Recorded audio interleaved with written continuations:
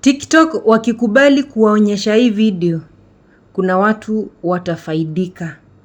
Nataka nikuonyeshe venye unaweza ukatengeneza mmea ukausaga na ukakuwa unga na ukaanza kuutumia kwa matatizo mbalimbali. Sisi wote tunajua mmea wa mchaichai huanga una tabia ya kutibu magonjwa ambayo yamekataa kusikia madawa. Mmea wa mchaichai unatibu vidonda, unausoku kwa maji, alafu hiyo maji yake unaoshea vidonda, inatoa bakteria yote. Mmea wa mchaichai ni painkiller. Wakati unasikia mwili inflammation, umechoka, umetoka mazoezi, umechoka, nenda uchukue mchaichai, chemsha, utalala kama mtoto. Mchaichai unatengeneza figo, mchaichai una detox ini, unangarisha ini.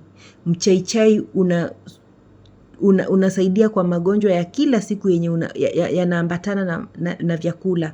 Mchaichai tumetumia kutibu H. pylori. Ati H nini? Pylori.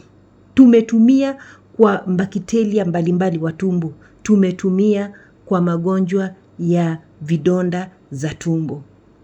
Mchaichai tumeutumia kwa kuleta ile ka feelings ya kujisikia vizuri.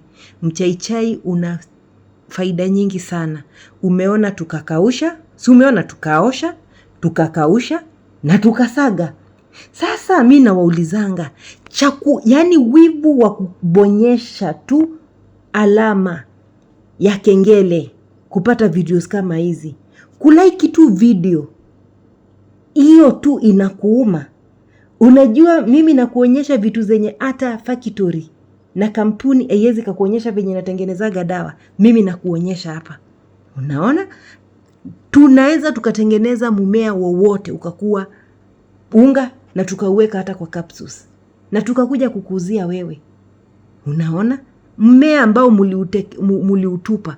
Na hii ikiwa hivyo, chukua, eka chumvi, toa manuksi nayo, toa chira, toa kibuti, toa cheni. Unaona, inaleta mvuto moto, mvuto mzuri kabisa. Sasa wivu na kuambianga haitakupeleka mahali, because the end of the day ukiona video yangu moja lazima utanifollow. Ujui kesho nitakuja na nini ingine. Ni follow na ulike video na unisupport. Uende kwa YouTube channel, usubscribe, uhiti notification. Sawa, juu video TikTok hawatawaonyesha, lakini watu wa YouTube wote wataona, manake YouTube haifi